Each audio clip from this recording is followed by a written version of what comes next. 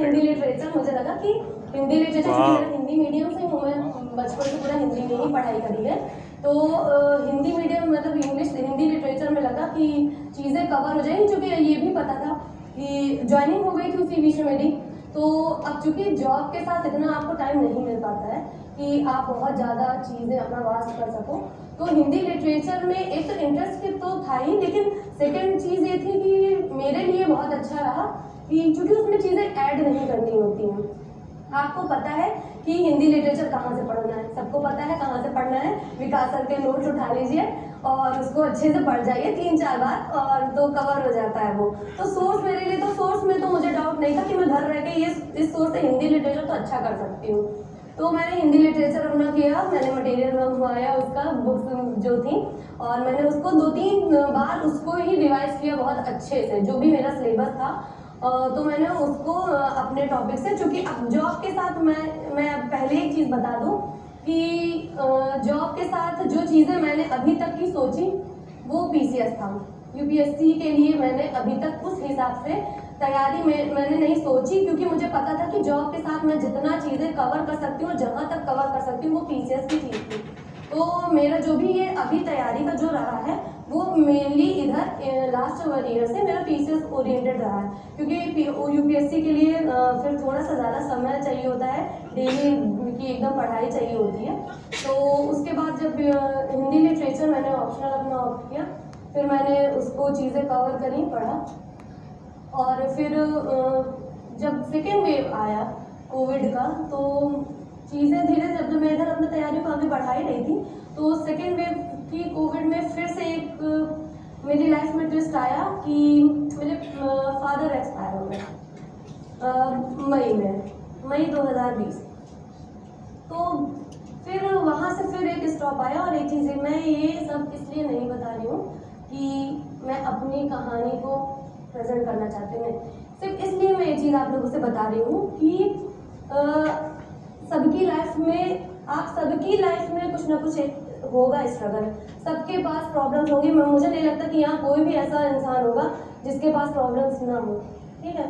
तो बस इसलिए ये चीज़ बता रही हूँ कि प्रॉब्लम्स बहुत आती हैं, बहुत आएंगी, बस अगर आपको एक चीज़ ये डिसाइड है कि यार मुझे ये करना है, तो फिर आपकी ब्रेक लगे, 1 साल लगे, 2 साल लगे, लेकिन आपको वो चीज़ें भूलनी नहीं है अपनी। आप आज जहाँ हो सकता है कि आप आज यहाँ क्लासरूम में बैठे हो सकता है लाइफ चेंज हो, आगे आप क्लासरूम में ना बैठे हो सकता है आपको कुछ मजबूरियों से घर में बैठना पड़े, लेकिन आप जिस संस्थान से जुड़े हो, मुझे ये पूरा भरोसा है कि मैं जिस यहाँ संस्थान से जुड़ी हूँ, अगर आपके फेवर की कोई भी चीज़ है और आप अगर यहाँ डिमांड करोगे उस चीज़ के लिए ना, तो वो बिल्कुल कंप्लीट होगी आपकी वो।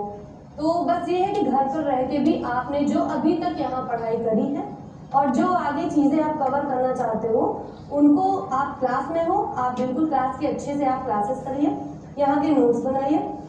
जो बस एक चीज़ ये है कि जो मुझे बहुत बाद में समझ में आई चीज़ें, तो जब लास्ट ईयर मैंने फिर से उस सिचुएशन के बाद से मैंने फिर से फरवरी में अपनी पढ़ाई कंटिन्यू करी, और मुझे लगा कि जो चीज़ें मैंने शुरू करी थी 2 साल पहले, उसको आगे कवर करना है। फिर मैंने फरवरी में पढ़ाई शुरू करी, फिर अपना प्री का चीज़ रिवाइज करी, प्री का एग्ज़ाम दिया, और चूँकि प्री का एग्ज़ाम सही हुआ था तो फिर उसके बाद ये था कि अब यार मेंस का करना है, और उस 3 महीने का ही टाइम होता है मेंस में। तो चीज़ें ये हो गई कि अब मेरे पास, चूँकि 1 साल का इतना गैप हो चुका था कि मेरे पास कोई नोट्स नहीं थे, मेरे कोई नोट्स नहीं थे, और बिल्कुल रिवीजन बिल्कुल नहीं था कि अब आगे कैसे मैं करूँ, 3 महीने बस है। तो बस फिर वहाँ एक चीज़ लगी कि हाँ, आप लोग जो चीज़ें मुझे फेस करनी पड़ी है, मैं वो चीज़, इसलिए मुझे लगता है कि मैं इस प्लेटफॉर्म से आप लोग को ये बता पाऊँ कि जो चीज़ें मुझे बाद में लगी कि यार अगर मेरे पास बीच में टाइम होता तो मैं ये कवर करके रखती, तो ये चीज़ें हो जाती। तो जो भी आप यहाँ क्लास में जो आप पढ़ते हो, जो भी आप क्लास नोट बनाते हो, प्लीज़ उसका सिनॉप्सिस ज़रूर बनाइए। ऐसा मत करिएगा कि जो क्लास नोट्स आपकी यहाँ से मिल रहे, जो भी आप लिखते हो, ऐसा बिल्कुल मत करना कि सिर्फ उसको तैयार करते चलते हो और ये बोलो कि बस लास्ट में 3 बार रिवाइज कर लेंगे तो हो जाएगा। बस इतनी एक चीज़ है कि आपको अपना एफर्ट, जो यहाँ सब लोग एफर्ट करते हैं वो तो है, उसको तो आपको फ़ायदा मिल रहा है, आप क्लास में बैठे हो, बस उसको अपने घर जाके उसका सिनॉप्सिस ज़रूर बना लेना है। कि वो चीज़ें समराइज हो सके, कि आप अगर एक बार में बैठो तो आप 5 क्लासेस या 6 क्लासेस का रिवीजन आप उस एक क्लास के टाइम पर आप 6 क्लास रिवाइज कर लो। और वो तभी होगा जब आप घर पे अपनी मेहनत करोगे, जब आप सिनॉप्सिस बनाओगे उसका। तो ये चीज़ें। और दूसरी बात ऑप्शनल की रही बात, तो ये ऑप्शनल आप उसका भी ऑलरेडी एक शॉर्ट नोट्स बना के रखिए। जैसे हम हिंदी, आप लोगों ने तो बहुत लोग का हिंदी यहाँ पर होगा ऑप्शनल, और यूपीएससी के लिए आगे वो तैयारी करेंगे, और इधर तो ऑप्शनल हट चुका है पीसीएस में, तो आप लोग उसका भी शॉर्ट नोट्स जरूर बना के रखें, ठीक है। और रही प्री में, तो प्री में जो चीज़ें थी मैं पीसीएस ओरिएंटेड ही बताऊंगी, मैं कोई मिसगाइड नहीं करूंगी, क्योंकि मैंने यूपीएससी का प्री नहीं दिया है। तो जो चीज़ें मैं बताऊंगी वो मेरी पीसीएस के ही हिसाब से हैं, ठीक है। तो पीसीएस का जो भी, कोई भी, अब पीसीएस हो या यूपीएससी हो, कोई अगर आप प्री का है तो एक ही स्ट्रेटेजी है उसकी, आप सिलेबस देखिए, ठीक है। सिलेबस के बाद आप पढ़ने से पहले आप प्रीवियस ईयर क्वेश्चंस लगाइए। बिल्कुल, बहुत लोग ये सोच होती है कि थोड़ा सा पढ़ ले फिर प्रीवियस ईयर लगा लेंगे। आपको कुछ ना आए, हम कह रहे हैं आपको एक भी क्वेश्चन ना आए, फिर भी आप पेपर जरूर देख लो एक बार, उससे एक आइडिया हो जाता है ना कि कैसा क्वेश्चन पूछा जा रहा है। हम बहुत कुछ पढ़ते रहते हैं, हमने भी बहुत कुछ पढ़ा है और जो आज कुछ काम में नहीं है, बहुत टाइम वेस्ट किया है, जो कि समझ में आया कि यार इसका तो ज़रूरत ही नहीं थी ये पढ़ने की। तो बस इसके लिए ज़रूरी होता है कि आप एक बार प्रीवियस ईयर क्वेश्चन ज़रूर देख लो, फिर आप अपना। और सबसे बड़ा जो रोल रहा है ना, वो टॉपर्स कॉपी। टॉपर्स कॉपी में बताऊंगी, मेरे पास जब कंटेंट की कमी थी, कुछ नहीं था मेरे पास 3 महीने में, मेरे शॉर्ट नोट्स तैयार हुए टॉपर्स की कॉपी से। जो टॉपर्स कॉपी में पढ़ती थी, मैं रवि सर की कॉपी मैंने पढ़ी, दिव्या मैम की कॉपी पढ़ी, तो इन लोग का जीएस की कॉपी भी पढ़ी, ए से हिंदी सब कुछ पढ़ा। इन लोग की पूरी जितनी दृष्टि में साइड में पढ़ी है ना कॉपी, इन दोनों लोगों की मैंने पूरी कॉपी पढ़ी हो, और उन कॉपी से मैंने नोट्स बनाए हैं अपने। कोई अच्छा पॉइंट मिल गया, जैसे कुछ टॉपिक्स रहते हैं ना कि वो श्योर है, वो उन पे क्वेश्चन आने ही आने हैं, गरीबी है, कुपोषण है, महिलाओं के मुद्दे हैं, बच्चों के मुद्दे हैं, तो ये सब मुद्दे हैं, तो ये हमेशा आएंगे, भले क्वेश्चन आगे पीछे कुछ भी लैंग्वेज चेंज कर गया था, बट ये क्वेश्चन फिक्स रहता है कि क्वेश्चन इनमें आना ही आना है। तो बस कुछ चीज़ें हैं जो आप उसके लिए ऑलरेडी प्रिपेयर रहिए। नोट्स अपने डेटा है ना कलेक्ट करके, जो भी डेटा कहीं मिल रहा है, और वो प्लीज स्क्रीनशॉट वाली स्ट्रेटेजी बिल्कुल मत अपनाइएगा, वो मैंने बहुत अपनाई है, काम नहीं आती कुछ। वो स्क्रीनशॉट्स ना वो फोन पे ही पड़े रहते हैं, आप कभी नहीं देखते वो स्क्रीनशॉट।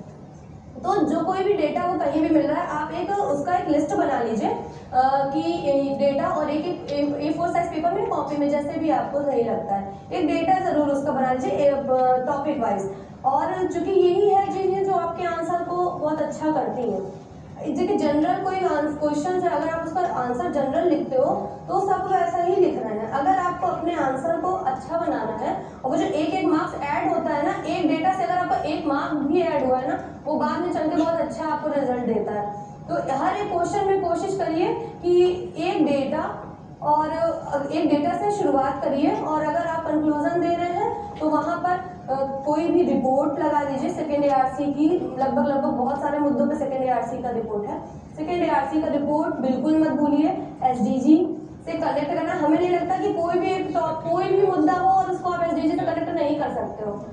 है कोई मुद्दा, वो लगभग वो हर चीज़ है, वो वहाँ कनेक्ट हो जाएगी। आप अपने कंक्लूजन में उसको ज़रूर ऐड करिए। तो अगर एक मार्क्स भी ये चीज़ें जो है ना, वो ये आपके आंसर को बहुत अच्छा करती हैं। और नोट्स की रही बात,